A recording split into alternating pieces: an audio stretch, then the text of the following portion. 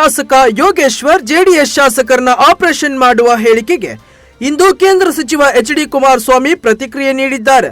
ಕಳೆದ 17 ತಿಂಗಳಲ್ಲಿ 30ರಿಂದ 35 ಕಾಂಗ್ರೆಸ್ ಶಾಸಕರ ಲಿಸ್ಟ್ ಹಿಡಿಕೊಂಡು ಬಿಜೆಪಿ ನಾಯಕರ ಬಳಿ ಕರೆದುಕೊಂಡು ಹೋಗಿ ಭೇಟಿ ಮಾಡಿಸಿದ್ದು ಗೊತ್ತಿದೆ ನನಗೆ. ಹಾಗಾಗಿ ಅಂತವರ ಬಗ್ಗೆ ಚರ್ಚೆ ಅನಾವಶ್ಯಕ ಎಂದು ಯೋಗೇಶ್ವರ್ ವಿರುದ್ಧ ಸಿಡಿಮಿಡಿಗೊಂಡರು. ಅದ್ಯಾವುದು ನನ್ನ ಮುಂದೆ ಚರ್ಚೆ ಬೇಡ, ಯಾರ ಬಗ್ಗೆ ಚರ್ಚೆ ಮಾಡಲ್ಲ. ಪಾಪ ಕಾಂಗ್ರೆಸ್ಸಿಂದ 30 ಜನ ಕರ್ಕೊಂಡು ಬಿಜೆಪಿಗೆ ಬಂದು ನೋಡಾಯ್ತು. ನಾನು ಕಳೆದ 17 ತಿಂಗಳಲ್ಲಿ 30-35 ಜನದ ಲಿಸ್ಟ್ ಇಟ್ಕೊಂಡು ಓಡಾಡ್ತಿದ್ರಲ್ಲ ಕಾಂಗ್ರೆಸ್ದು. ಪಾಪ ಬಿಜೆಪಿ ನಾಯಕರ ಹತ್ರ ಕರ್ಕೊಂಡೋಗೆಲ್ಲ ಭೇಟಿ ಮಾಡಿಸಿದೆಲ್ಲ ಗೊತ್ತಿದೆ ನನಗೆ. ಅದರಿಂದ ಅಂಥವ್ರ ಬಗ್ಗೆ ಚರ್ಚೆ ಅನಾವಶ್ಯಕ. ರಾಜ್ಯ ಕಾಂಗ್ರೆಸ್ ಪಾಳ್ಯದಲ್ಲಿ ಕೇಳಿ ಬರುತ್ತಿರುವ ಮಾರ್ಕ್ಸ್ ಕಾರ್ಡ್ ಕೇಳಿರುವ ವಿಚಾರಕ್ಕೆ ಇಂದು ಮಂಡ್ಯದಲ್ಲಿ ಮಾತನಾಡಿದ ಸಚಿವ ಚಲುವರಾಯಸ್ವಾಮಿ, ನಮ್ಮ ಪಕ್ಷದ ನಾಯಕರು ಮಂತ್ರಿಗಳು ಕೆಲಸ ಹೇಗೆ ಮಾಡುತ್ತಿದ್ದಾರೆ, ಅವರು ಏನೇನು ಮಾಡುತ್ತಿದ್ದಾರೆ ಎಂಬುದರ ಬಗ್ಗೆ ಮಾಹಿತಿ ತಗೊಂಡ್ರೆ ಒಳ್ಳೆಯದು ಅಲ್ಲವೇ? ಅದರಲ್ಲಿ ತಪ್ಪೇನಿದೆ? ಜನ ನಮಗೆ ಓಟು ಕೊಟ್ಟಿದ್ದಾರೆ, ಹಾಗಾಗಿ ನಮ್ಮ ಮಾನಿಟರ್ ಮಾಡೋದು ಸಿಎಂ ಮತ್ತು ಹೈಕಮಾಂಡ್ಗೆ ರೈಟ್ಸ್ ಇದೆ, ನಮ್ಮನ್ನ ಬದಲು ಮಾಡಬಹುದು ಎಂದರು. ಸರ್, ನಮ್ಮ ಪಕ್ಷ ಮಂತ್ರಿಗಳ ಕೆಲಸ ಹೇಗೆ ಮಾಡ್ತಾ ಇದ್ದಾರೆ, ಅವ್ರು ಏನು ಮಾಡಿದ್ದಾರೆ ಅನ್ನೋದು ತಗೊಂಡ್ರೆ ತಪ್ಪ ಒಳ್ಳೇದಲ್ವಾ? ಪಕ್ಷ ನೋಡಿ ಓಟ್ ಕೊಟ್ಟಿದ್ದಾರೆ ಜನ, ನಮ್ಮನ್ನು ಮಂತ್ರಿ ಮಾಡಿದ್ದಾರೆ. ನಮ್ಮ ಪಕ್ಷ ಸಿದ್ದರಾಮಯ್ಯನವ್ರ ಮುಖ್ಯಮಂತ್ರಿಗಳೇ ತಾನೇ ಮಾನಿಟ್ರ್ ಮಾಡ್ಬೇಕು. ನನ್ನ ಅಂದರೆ ನಮಗೆ ಎಚ್ಚರಿಕೆನೂ ಕೊಡ್ಬೋದು, ಬದಲಾವಣೆನೂ ಮಾಡ್ಬೋದು. ಎಲ್ಲವನ್ನು ಮುಖ್ಯಮಂತ್ರಿಗಳು ಮತ್ತು ಪಕ್ಷ ನಮ್ಮ ಮಂತ್ರಿಗಳ ಕೆಲಸವನ್ನು ಮಾನಿಟ್ರ್ ಮಾಡ್ತಕ್ಕಂಥದ್ದು ಅವರು ತಪ್ಪೇನಿದೆ, ಸಂತೋಷ.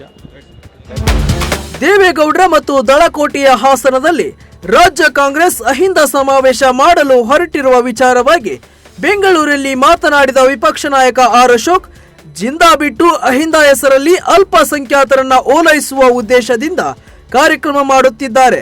ಮೂಡಾ ಕೇಸ್ ಸಿಎಂ ಮೇಲೆ ಬರಲಿಲ್ಲವೆಂದರೆ ಈ ಯಾವ ಸಮಾವೇಶ ಇರುತ್ತಿರಲಿಲ್ಲ. ಮೂಡಾ ಕೇಸ್ನಿಂದ ಬಚಾವಾಗಲು ಈ ಶಕ್ತಿ ಪ್ರದರ್ಶನ ನಡೆಯುತ್ತಿದೆ, ಅದರಲ್ಲಿ ಮತ್ತೇನು ವಿಶೇಷ ಇಲ್ಲ ಎಂದರು.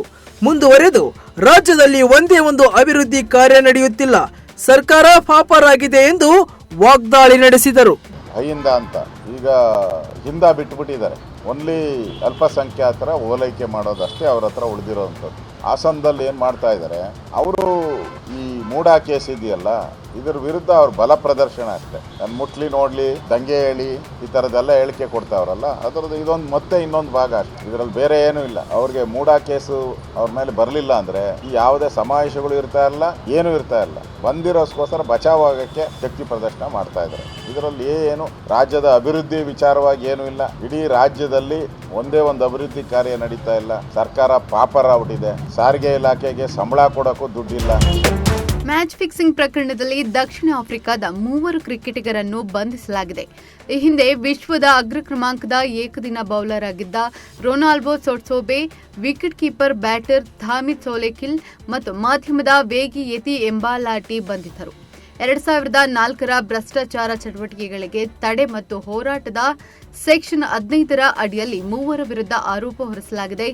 2015-16ರಲ್ಲಿ ನಡೆದಿದ್ದ ದೇಶೀಯ T20 ಟೂರ್ನಿಯಲ್ಲಿ ಮ್ಯಾಚ್ ಫಿಕ್ಸಿಂಗ್ ಮಾಡುವ ಪ್ರಯತ್ನಗಳಲ್ಲಿ ತೊಡಗಿಸಿಕೊಂಡಿದ್ದಕ್ಕಾಗಿ ಅವರ ಮೇಲೆ ನಿಷೇಧವನ್ನು ಹೇರಿತ್ತು. ಇದೀಗ 3ರನ್ನ ಬಂಧಿಸಲಾಗಿದೆ ಎಂದು ಮೂಲಗಳು ತಿಳಿಸಿವೆ.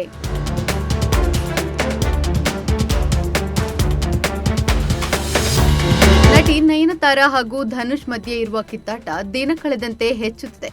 ಧನುಷ್ ನಿರ್ಮಾಣದ ನಾನು ರೌಡಿ ದಾನ್ ಸಿನಿಮಾದ ಕೆಲ ದೃಶ್ಯಗಳ ಬಳಕೆಗೆ ಅವಕಾಶ ಕೊಟ್ಟಿಲ್ಲ ಎಂದು ನಯನತಾರಾ ಸಿಟ್ಟಾಗಿದ್ರು. ಈ ವಿಚಾರವಾಗಿ ಓಪನ್ ಲೆಟರ್ ಕೂಡ ಬರೆದಿದ್ರು. ಈಗ ಕರ್ಮದ ಬಗ್ಗೆ ಸಾಲುಗಳನ್ನ ನಯನತಾರಾ ಹಂಚಿಕೊಂಡಿದ್ದಾರೆ. ಈ ವಿಚಾರ ಚರ್ಚೆ ಆಗ್ತಾ ಇದೆ. ಇನ್ನು ಇನ್ಸ್ಟಾಗ್ರಾಮ್ ಸ್ಟೇಟಸ್ನಲ್ಲಿ ನಯನತಾರಾ ಈ ಬಗ್ಗೆ ಪೋಸ್ಟ್ ಮಾಡಿದ್ದಾರೆ. ಕರ್ಮ ಹೇಳುತ್ತದೆ, ಸುಳ್ಳುಗಳಿಂದ ನೀವು ಯಾರಾದರೂ ಜೀವನವನ್ನು ನಾಶ ಮಾಡಿದರೆ ಅದನ್ನು ಸಾಲದ ರೀತಿ ಸ್ವೀಕರಿಸು, ನಂತರ ಬಡ್ಡಿ ಸಮೇತ ಅದು ನಿನಗೆ ಬರುತ್ತದೆ ಎಂದು ಪೋಸ್ಟ್ ಮಾಡಿದ್ದಾರೆ. ಆಹಾರ ಕ್ರಮದಿಂದ ತಮ್ಮ ಪತ್ನಿ 4ನೇ ಹಂತದ ಕ್ಯಾನ್ಸರ್ನಿಂದ ಹೊರಬಂದಿರುವುದಾಗಿ ಹೇಳಿಕೆ ಕೊಟ್ಟಿರುವ ಮಾಜಿ ಕ್ರಿಕೆಟಿಗ ಕಾಂಗ್ರೆಸ್ ನಾಯಕ ನವಜೋತ್ ಸಿಂಗ್ ಸಿಧುಗೆ ಸಂಕಷ್ಟ ಎದುರಾಗಿದೆ. ಪತ್ನಿ ನವಜೋತ್ ಕೌರ್ ಕ್ಯಾನ್ಸರ್ನಿಂದ ಗೆದ್ದು ಬರಲು ವಿಶೇಷ ಆಹಾರ ಶೈಲಿಯೇ ಕಾರಣ ಎಂದಿದ್ರು. ಸಿಧು ಹೇಳುತ್ತಿದ್ದಂತೆಯೇ ವೈದ್ಯಕೀಯ ರಂಗದಲ್ಲಿ ಕೋಲಾಹಲವೇ ಎದ್ದುಬಿಟ್ಟಿದೆ. ಈಗ ಸಿಧುಗೆ Chhattisgarh civil society legal notice ನೀಡಿದೆ. ಕ್ಯಾನ್ಸರ್ ಚಿಕಿತ್ಸೆಗೆ ಸಂಬಂಧಿಸಿದ ದಾಖಲೆಗಳನ್ನು 7 ದಿನಗಳಲ್ಲಿ ಸಲ್ಲಿಸುವಂತೆ ನೋಟಿಸ್ ಕೊಡಲಾಗಿದೆ. ಒಂದು ವೇಳೆ ಈ ದಾಖಲೆ ಸಲ್ಲಿಸದಿದ್ದರೆ 850 ಕೋಟಿ ರೂಪಾಯಿ ಪರಿಹಾರ ನೀಡುವಂತೆ ಹೇಳಲಾಗಿದೆ.